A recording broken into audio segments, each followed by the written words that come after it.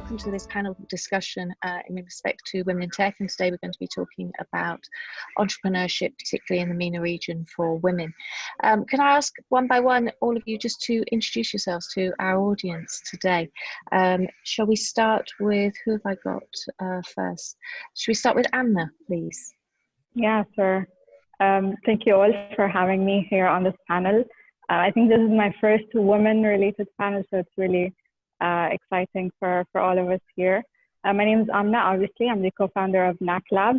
We're building a software for companies to help their employees develop their personal and professional skills. And we do that mostly through coaching and on-demand learning. Thanks very much, Amna. And Melda, could you tell us a little bit more about yourself, please?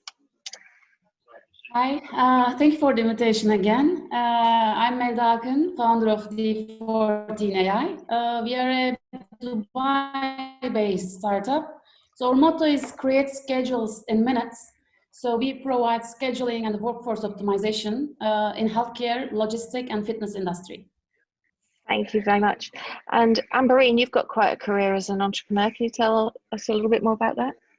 Hi, sorry, Amanda. I was trying to get everybody to be quiet at home versus having a whole lot of noise from the gardener to the kids. Yeah, the working from home story that you've just mentioned, right?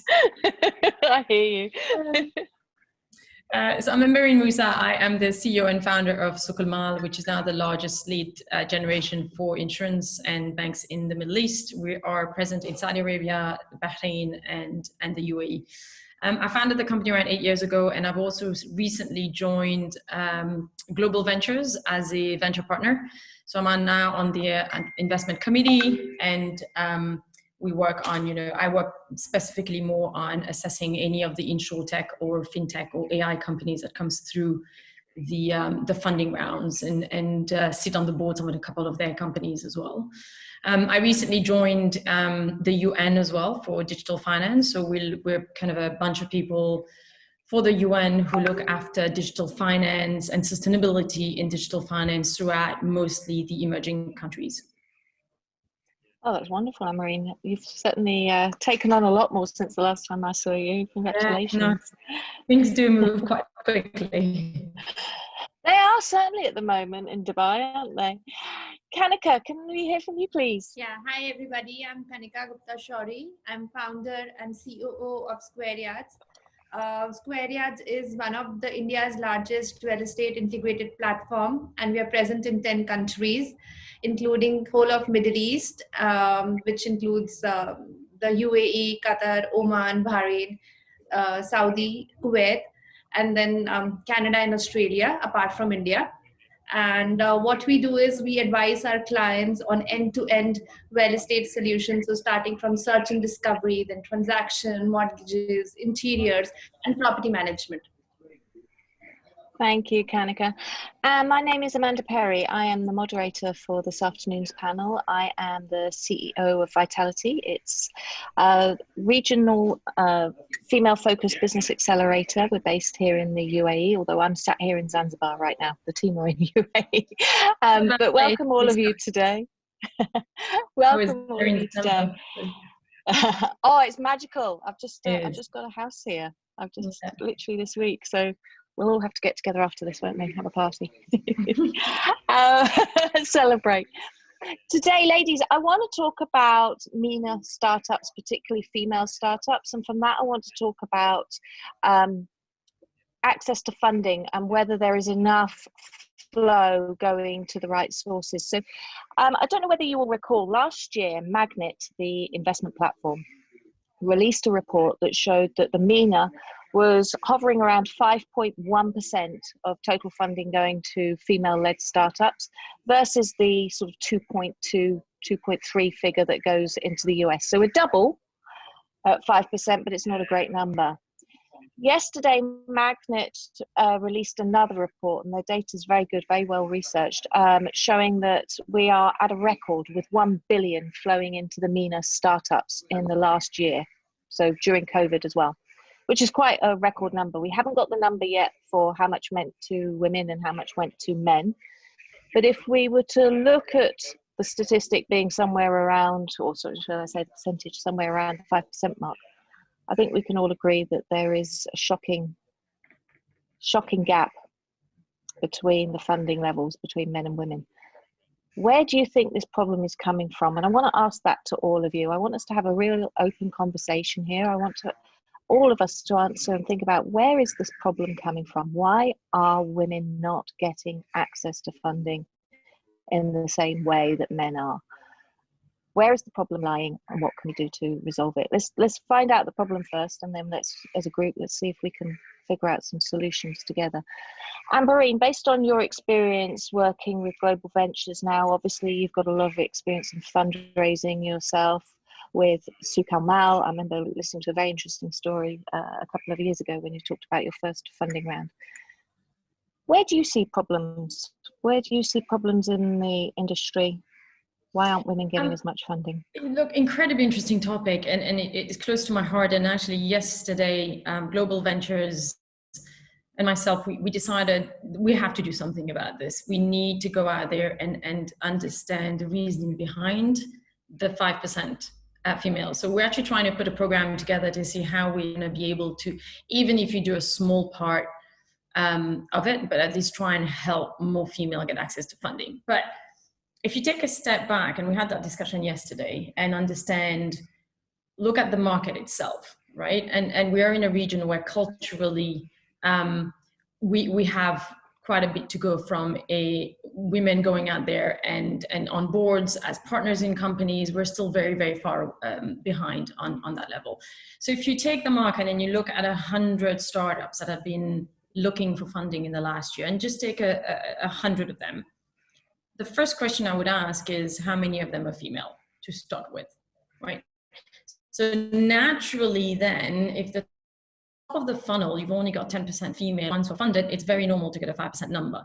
So I don't know whether the question to be asked is, why is funding not going to the female founders? But more the question around, do we even have enough female founders out there looking for funding? And most of my work in the last few years, when I mentor a few women and understand what is going on there, what you will find is a lot of the businesses run by women are small scale. Right? The discussion I had with Global Ventures yesterday is, okay, so we're finding, what we've seen is statistically, most female founders we've seen in terms of companies, a lot of them are early stages, right? But what does that mean? Are they early stages because they don't believe they can build up a business to a certain scale? For various reasons, confidence, intimidation. Most investors and most companies you go out to look for funding from are generally men-led. So is that an issue for women to go and actually pitch to a male panel to get funding? I don't know what the answer is, but what I do know is I think we need to start from the top and say, okay, first of all, how many female are founders? How many of those founders looking for funding are female? And therefore, is that where the problem is? And is that what we should be doing, working on actually pushing them forward? Or the other part of the equation is, or are female founders less confident or less aggressive into believing in themselves and believing that they can build the business to a certain scale? I have not seen as many female founders anywhere else in the world that I have met here, especially in Saudi Arabia. I've met one after the other. But when I spoke to most of them, a lot of them, their responses were very clear. I don't want this to get any bigger. I'm very happy where I am, the way it's going. It's a profitable business. I don't want to scale up because I have a family to run as well. This is not my only job. So I think there are a couple of areas of the traditional role of a woman. I think there's a couple of areas of the culture, but more importantly as well is the belief in themselves and the confidence level that I believe we need to build. I think you've made some very, very good points there. And I think all of them are valid reasons as to why there isn't as much funding going to women. I think there's two sides to that equation. There's the asking funding, and then there's the receiving of the funding. And I think there are a couple of issues on both sides of that equation, particularly with the points that you just made. Melda, what are your views? Where do you see problems lying in this gap? Actually, you discussed right now about the ladies, the females, they are looking for funding. The number is not that much. And the second one is, currently, for example, we had a job description, so job advert for the two positions. One was extremely technical, which is AI and optimization specialist. Can you imagine? We received around 75 CVs, and there wasn't any woman CV on it.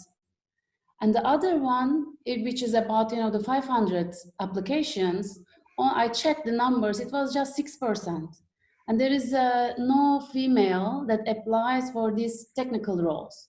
Once we open, administrative, the sales, marketing, unbelievable CVs. And one of them actually, my senior product manager, she's an excellent female.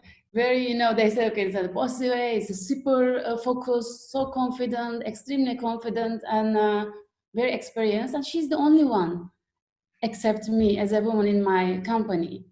The second one is what I face. For example, I talk with the people, some of them board of advisors, some of them investors. I'm receiving a weird questions as well. For example, they said, okay, how many brothers, sister you have? Are you planning to have a baby? So once you have baby, are you going to hire a CEO? How are you gonna use that one? And the funny part is that when I start talking technical for the technical evaluation, I see a big smile, technical mentor, don't be shy and push yourself.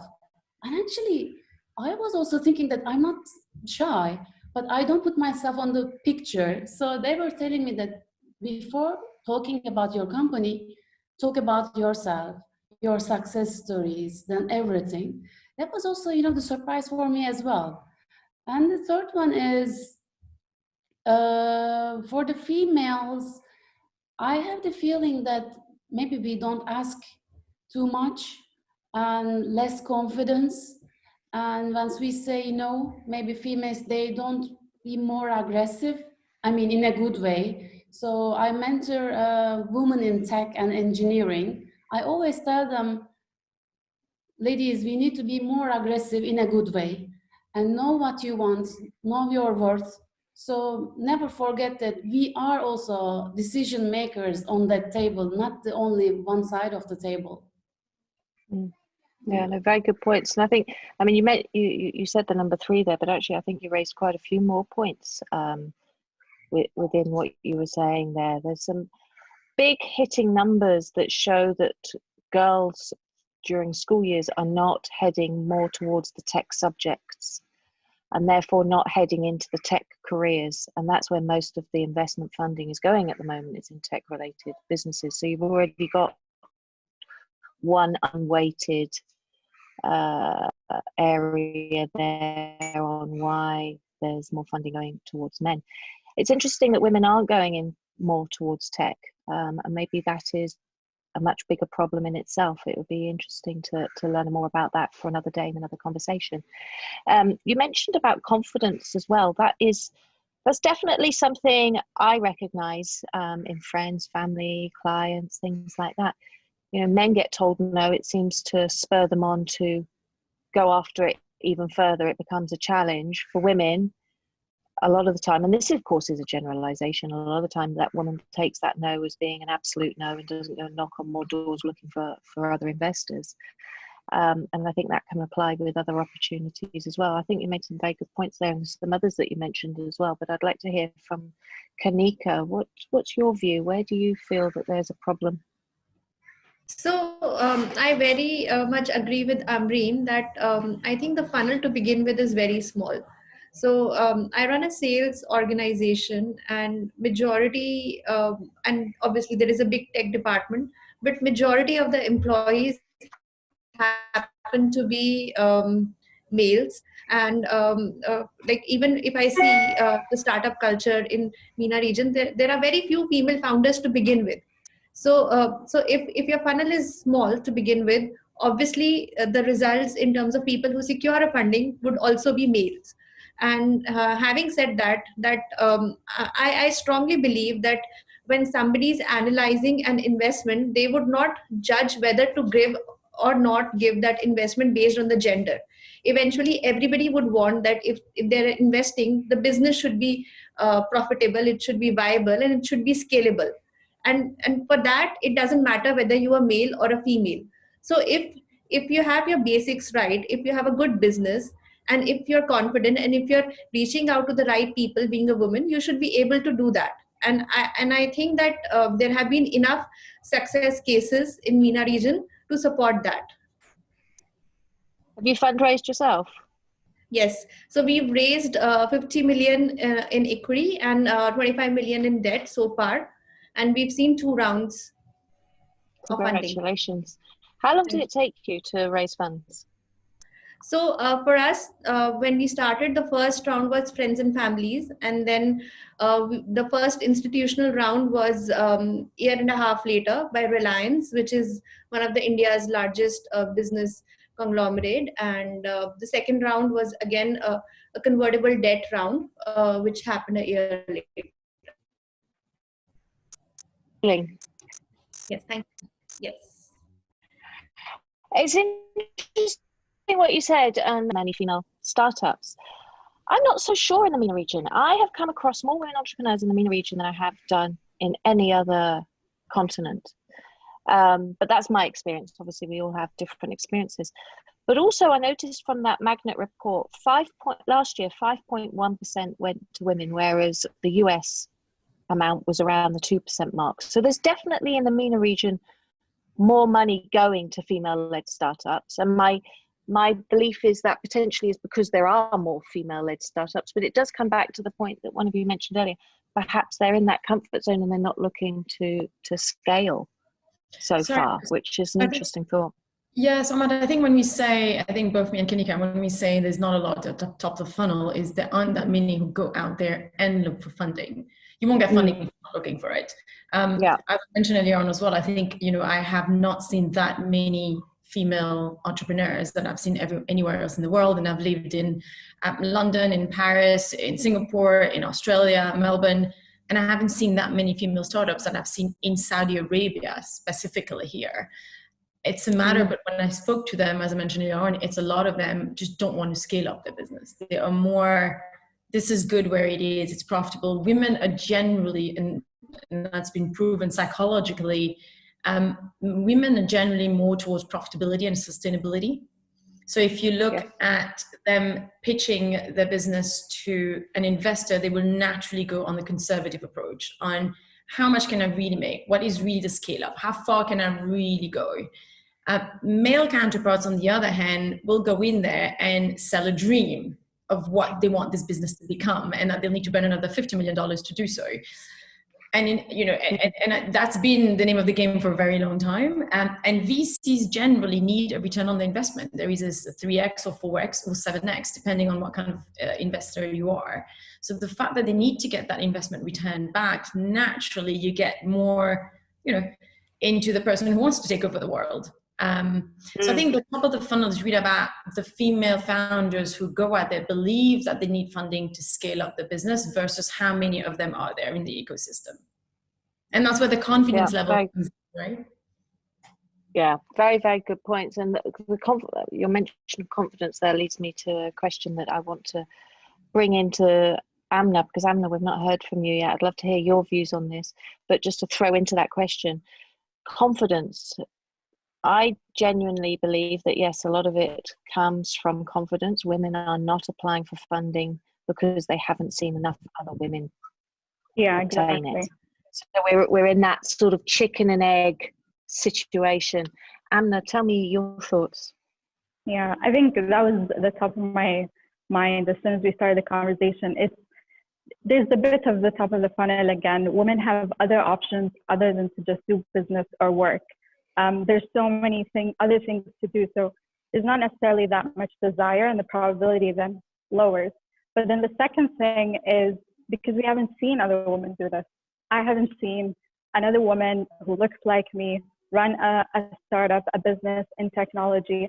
And so I think someone has to start somewhere for it to start picking up. And this takes years. In the region, in general, just the startup ecosystem is very fresh. And it's sort of mimicking what is happening in the West. And so it's not just fresh, but it's also fresh for women. So obviously there are no examples to see. There's nobody to follow. You haven't seen it succeed, so why would you follow it, really? So yeah, I guess that is one kind of area to look into. Yeah, it's a very, very good one. I think, I mean, I started my own business, my first one 11 years ago, having witnessed my mum grow a business, my grandmother grow a business, other relatives grow a business. I have role models around me. It never occurred to me that I couldn't start a business. It wasn't a consideration. It was like, can I get out of bed in the morning? Well, yes, of course you can. So for me, it was a very different experience. I had role models around me. So I do believe that we are in this sort of not catch-22. There is a solution to be found, providing all of us together think on what that solution is. It's slightly different, with small business and then a business that scales across countries. You see a lot of women working in like women kind of focused areas, and it's especially here in the country and in general in the GCC and in the MENA region. But if you see, if you look into a startup that scales globally, you don't see a lot of women having that kind of aspiration. And then going back to Amberine's point, which is we desire that stability or that sustainability. And that's not something that VCs are looking for. VCs obviously do want something that scales fast. And so if that's not something that a woman wants to do, then like clearly the percentage is going to be lower. But I think going back to what you said about MENA region having a higher percentage of women than in the West, I think this could be also government-led or in general just region-led. The culture in the West is very discriminates against technology and engineering. So if you go to a school, for example, in the US, you'll see probably 10% of the class being female in an engineering class. Whereas for me, for example, more than 50% of my class were women. And so that kind of escalates or transcends into the workplace, the business world. And so I think that could be a reason why we're double the percent. Yeah, there's definitely a lot of encouragement for female leadership here. And I think, step in, raise your hand, or argue outright with me if you wish. The more female-led startups there are, the more successful that particular economy is. So we need to see more local, well, not local, we're discussing MENA here. We need to see more female-led MENA startups. How can we get more of those on the table? Is it we need to encourage people more and show them that it's a possibility? Is it because they're not getting enough funding? How can we drive that number up? I hope you can all hear me. Amna has frozen on my screen. I don't know about you ladies. I can see you all. All right. I only can edit that bit out. I think Amna's rejoining now. Oh, is she? Okay. Yeah, she disappeared. Right, but I think she's coming back on. All right, we'll wait for her to come back on. No worries, you're back on. They can edit this bit out and it will show a nice flow. We've used up about half of our time talking about the problem. So let's do a round table again. I'll come around all of you on where we think we can provide some solutions so that we can raise the level of startups in the region and startups with funding, if that's the case that may be. Okay, so ladies, thank you very much. I think we've identified quite a lot of problems there when it comes to the gender gap in respect to startups and startup funding. But what are the solutions? I'll come back round again. Can I start with you, Kanika? What do you feel are good solutions that we can all work towards that is going to bring about a better outcome for female-led startups in terms of access to funding and access to success, whether they're looking for funding or not? So I feel that if we are to bring up women, so we as women who are already there have to really help and mentor newer women to firstly enter this world of startups. So one could be, motivation in terms of setting examples and, motivating them to probably believe in themselves that this is something that is very much doable, in addition to managing their families, sustain and run a successful business as well. So firstly, setting examples in terms of telling them that bringing in more women into the main startup work stream. And once that's done that, then there could be, various initiatives taken by the government, wherein there could be funds dedicated just for women entrepreneurs. That could be one, where the main objective is to promote and to develop startups which are probably founded by women. And probably there could be some policies where women are getting tax benefits or some initial stimulus via loans, or probably a startup capital, so that probably they can have that initial comfort to begin and start what they're doing. So yeah. Thank you. All very valid and I think doable solutions there.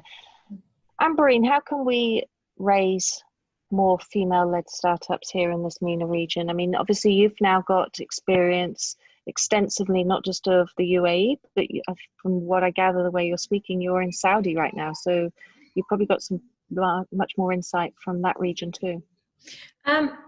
It's a $1 million question, right? And there's no short answer for it. But what I can tell you is there is no overnight solution. I think having more women into the entrepreneurship world, hopefully with funding, starts from a very young age. And I think what you mentioned really struck to me was, I saw my mom do it, I saw my grandmother do it, I've seen it since I was young, and therefore it was always a possibility, right?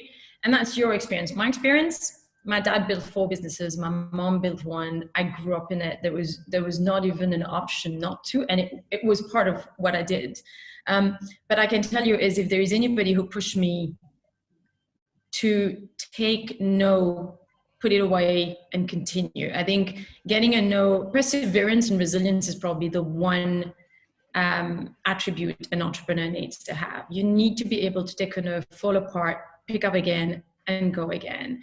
And you only get that from a very young age. And my dad is probably very, very responsible for this. So a long story to say that it starts from a very, very young age. I think culturally, and I come from that culture where women, we were brought up, from my mom's side, we're brought up to say yes.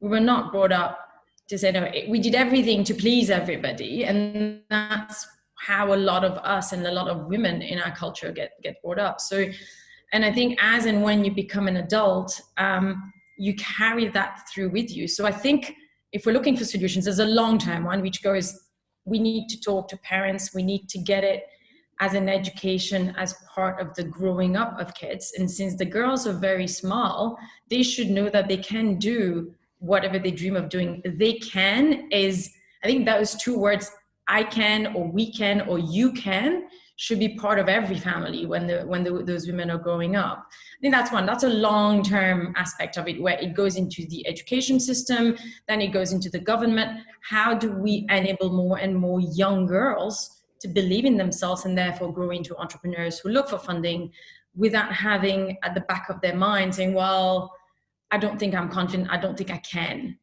part of it.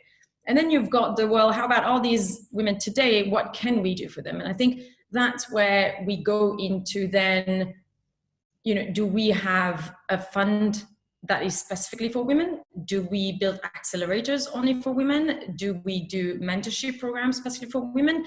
I think all these are great ideas, but I've seen them backfire. And how do they backfire? They backfire in a certain way that whenever you as a woman are going to look out for funding, you've got a background where you got into a female-only accelerator, or you got funding from a female-only investor base. The message to the community, and I've seen it, is, oh, well, yeah, okay, she got funding at the beginning, but that's just because she's a woman. So suddenly being a woman becomes problematic, and the help you've had before as a woman become problematic when you go out in the real world, right? Because you've been into that box of female only. And it's happened on board, right? I've heard people say, oh yeah, she's on the board just because they needed a quota for female board. So nobody takes her seriously. So that backfires on us, quota, non-quota. I was at the World Economic Forum in Davos last year, and one of the most incredible debate I've heard in my entire career was, should we or should we not have quotas for women on board? And I can tell you, it was such an amazing debate in Davos. I was in between, I agree and I disagree consistently every time somebody was getting on there. So there's the pros and the cons. And I think if we do want to do something today, I think the solution is really about everything I've just said. Let's have a fund just for women. Let's have a mentorship program. But let's not go scream about it. Have it in a discreet way. But more importantly, identify those women who are willing but not confident enough to go through.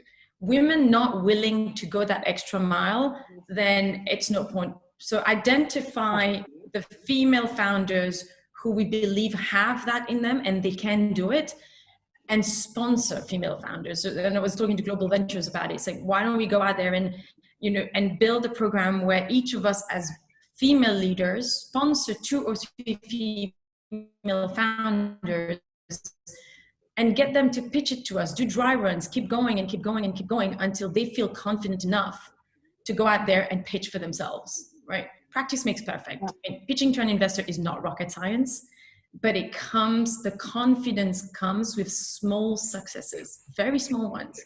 You raise $100,000 or you raise $10,000. That's already a boost of confidence. Okay, if I've raised 10, I can raise 100. If I've raised 100, I can raise 1 million. But I feel what happens in the region, because of all the stories you hear around, is we're thrown into, okay, we need to go raise 3 million in one go from day one. So I think it's about sponsoring the very strong female founders with strong business cases. Let's not forget that we shouldn't be taking female founders just because they're female. The business needs to have merit. They need to have the perseverance that you need to have as an entrepreneur. And I think a sponsorship program across the board, across the ecosystem, would go a very, very long way. Yeah, that's a very interesting idea, Amberine, and I like it a lot. I would like to have another conversation with you about this separately, because I think there is something definitely that can be done.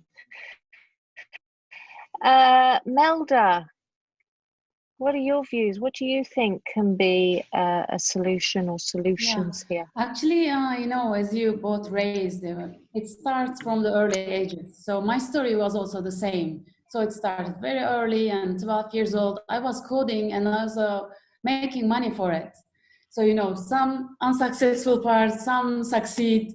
So that was really, really important, I think, starting in early ages and having a right mentor, or having, you know, setting an example, and also setting a success bar, which means, you know, I think preferably good enough.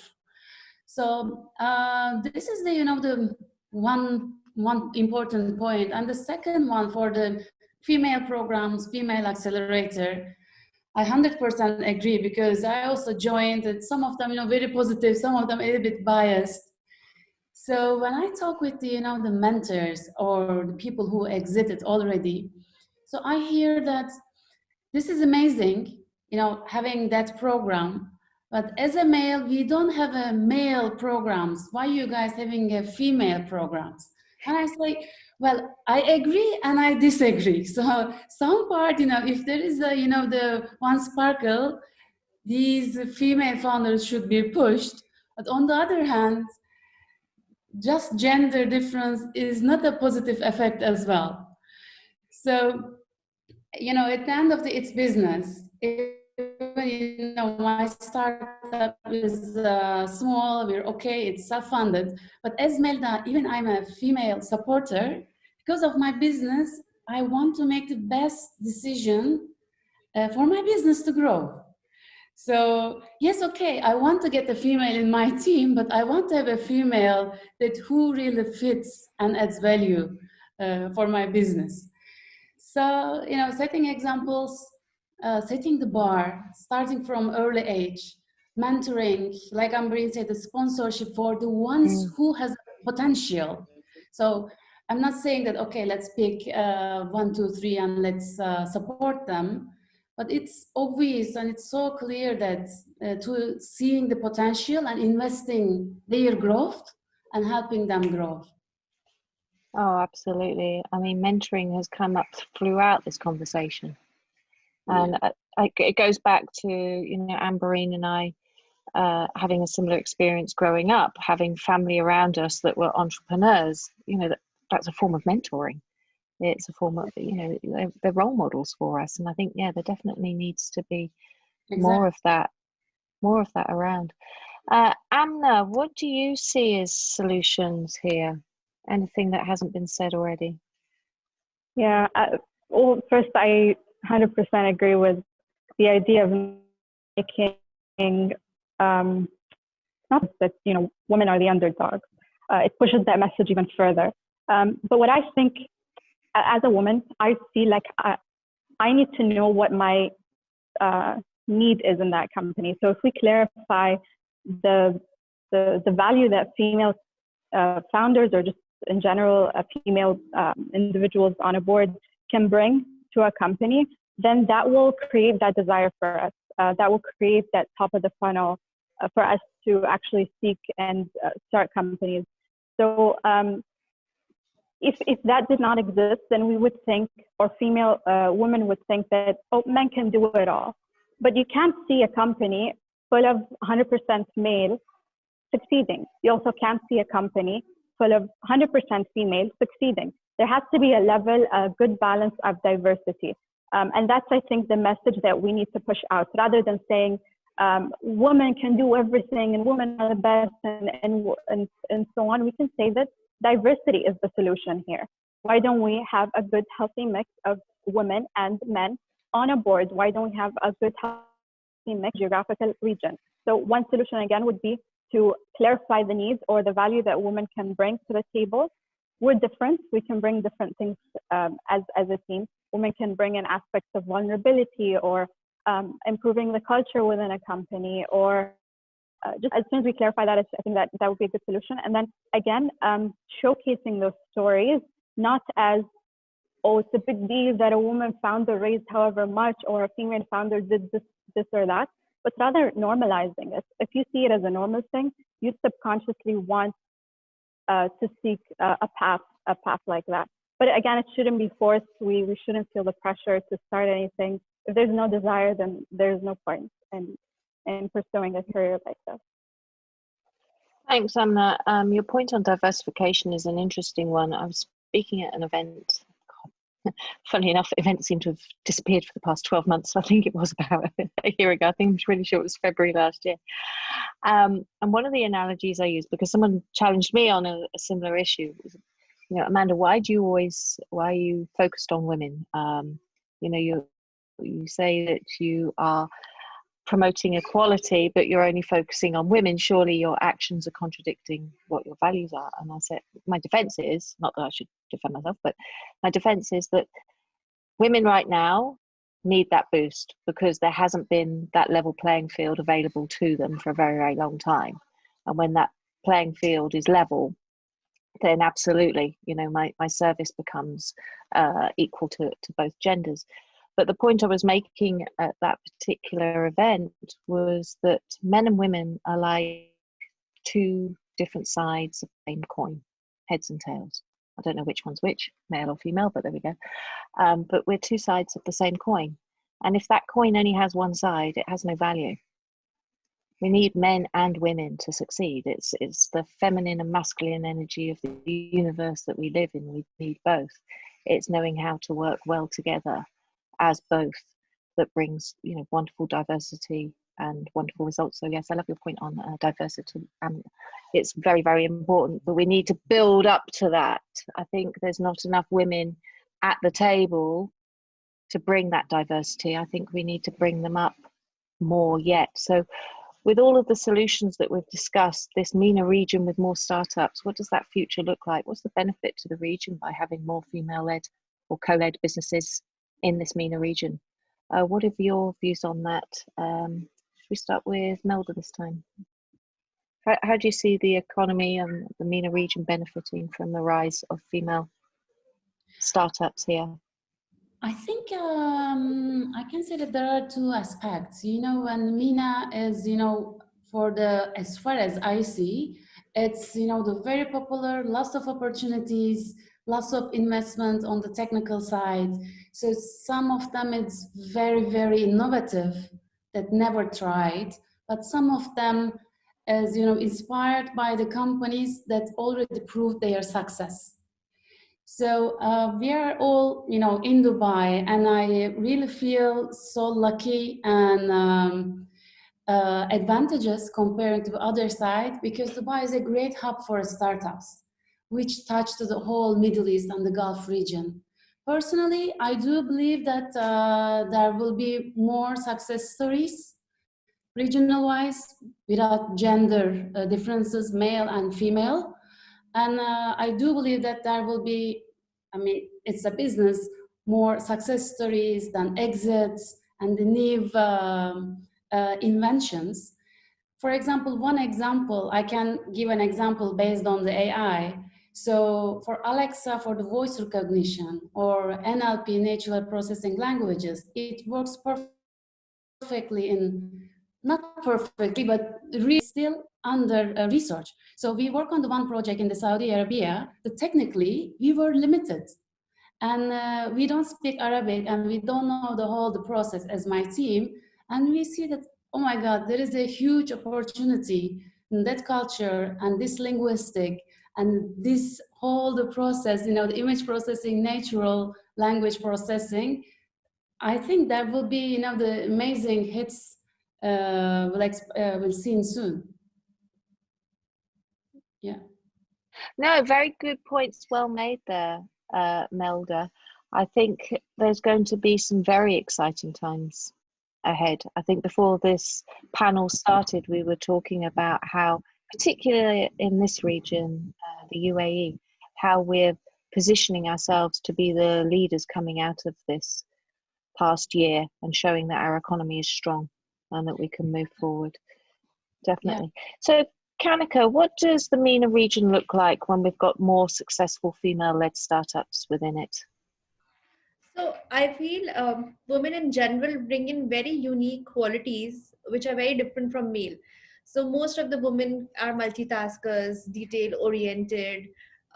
They can probably bring in that eye for detail, as well as a very different perspective when we have more women-led startups, and when the society as a whole is more balanced and there is a fair ground for both men and women competing together and bringing in different kind of businesses. So I feel it's very good for the region as a whole. And Dubai, being such a cosmopolitan region with so many nationalities, is a very good starting point. And eventually the same effect, if it starts in Dubai and then it spreads over wide, so it's a very good effect which the entire MENA region can also experience. Thank you, Kanika. Amna, what do you see as the future landscape for this region as we grow our women base? I think one thing, it's attractive and it's unique for everybody, not just investors. And I think I made it very clear that I'm into diversification and decentralization. So I think for our region to have that unique thing about us, it will also attract investments from outside to the region, which is always a good thing for us. The second thing, again, is the stories that we built. It's not just going to be my story as a female founder, it's going to be our story as a region that we communicate to the rest of the world. So I think setting an example would be a good thing, something that we aspire to do. And then bringing, again, what Kanika said, bringing that unique aspect or the unique traits that women have, and kind of scaling the effects and the benefits of what women can bring to the table, not just in business, but in general in the region. Thank you very much, Amna. Last but not least, Amberine, what are your thoughts here? Look, I think, fun fact, there are only 7 countries in the world where male and female, or men and women, own exactly the same number of businesses, a bit of an equal standing in the economy. Most of the countries of the world, women own much many less businesses. In the US, it's around, I think, 30% of women-led businesses. So it's a very interesting fact, because then you kind of go back to the question of, well, why do we need more women in the ecosystem? Are we not okay? But psychologically, there's been a huge amount of research from Harvard, Stanford, Wharton that actually does confirm, and I think I completely back Amna's point, where diversity at the board and diversity in a company brings a lot more innovation. Institutions like the UN would actually go out there and say, women-led businesses typically a lot more innovative. The fun is there's only 7 countries in the world where men and women actually own an equal number of businesses. And in the US, it's around 30%. So there's still a long way to go. But if we go back to the question of why do we need more women in the ecosystem, it's for me, it's a matter of diversity. And I back up Amna's point where it's been proven by Harvard, Wharton, that women of the brains of a woman and a man, and that diversity brings so much more innovation to the marketplace. And then going back now to, well, why more women into the ecosystem is you're building businesses, therefore building wealth for almost 50% of the population, right? So that goes back into the local economy.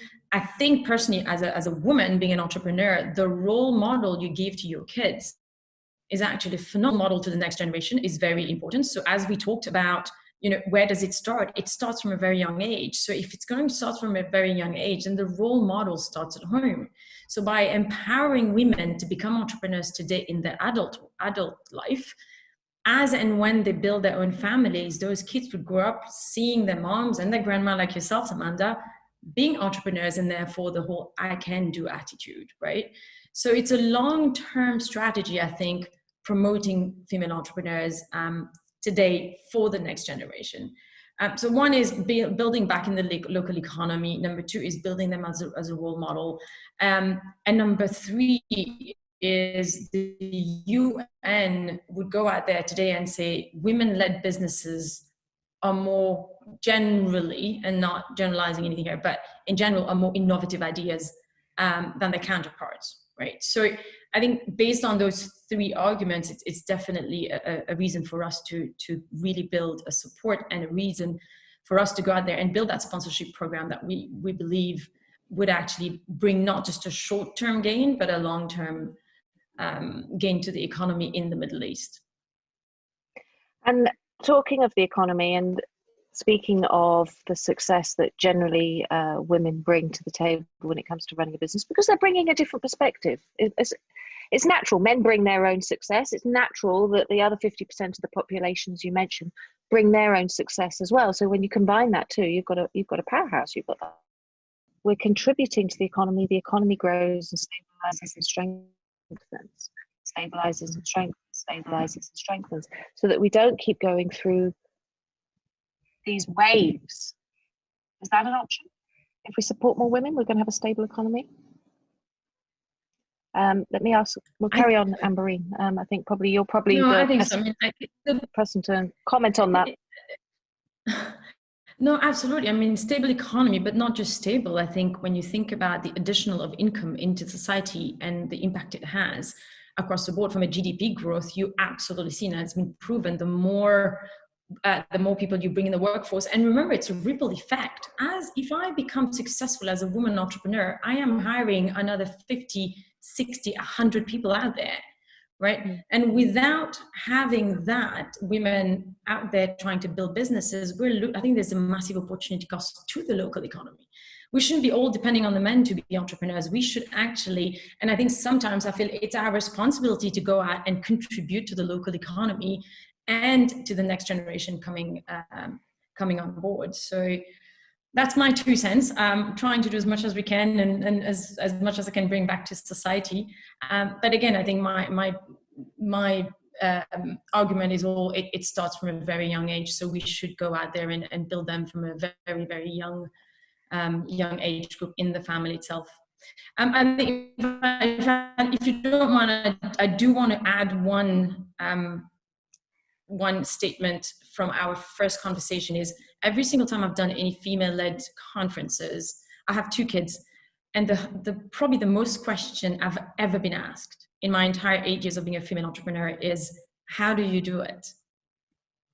And so what you find is the first challenge, the first hurdle women put in front of themselves, whether they've had kids before or they have kids now, is how am I going to do it if I want to start a family? Or how am I going to do it? I have school, I have breakfast, I have lunch, I have dinner, I've got school runs, I've got extracurricular activities. How do I pan all that out? So I think there's an element we shouldn't forget about. We do have another role to play in our life, and that's just absolutely natural. A baby's bond with the mom for the first 2 years is absolutely critical and is much, much bigger biologically with the mom than with the dad. So we have a role to play towards the next generation. But it is, I have to admit, it is one of the biggest hurdles of a lot of women on how do I cope with my other role in my life that I have chosen to do. So this is another topic altogether. All I have to say is it is possible. I do it. I've done it. I still do it. It is possible. You just need to be incredibly structured. Yes. And a lot of women would go, well, no, but then I don't spend enough time with my kids. And I always look at the positive side, like Amanda yourself, the role model that you put for these kids. Maybe you won't have 7 hours in a day to spend with them, but what they see is what they're going to remember. So the guilt is a big question mark for me, is should women really feel guilty for doing so, for following their dreams and scaling up their businesses at the same time having kids? And that's one of probably the most asked questions I've had in the last 8 years. Agreed. I've been asked the same amount of time, and I've witnessed friends and clients being asked the same question. Maybe there isn't an answer to that one. I think it's a unique thing for each person. You know, you've got to do what feels right for you. You know, it's never been about putting men down to raise women. Quite the reverse. I think we need to empower our men to empower our women. But you don't hear a man feeling guilty about making entrepreneurial, business or commercial choices. It just doesn't happen, going to work. And that's the difference between men and women. You know, women typically are nurturers, men are typically that hunter-gatherer. Should women have to behave more like men to get more success in the commercial world? I don't believe they should. That doesn't mean that that's not what's going to work in this time being. But definitely women and men are very, very different. And that's why we're not seeing the same results as men, because we're trying perhaps to do it in a man's world or in a man's way, when perhaps we should be looking to create our own world and create our own way, perhaps. Just food for thought. Ladies, thank you very much. We've used up time. We've had some wonderful conversation there. And I hope it's been a good use of your time as well. Thank you.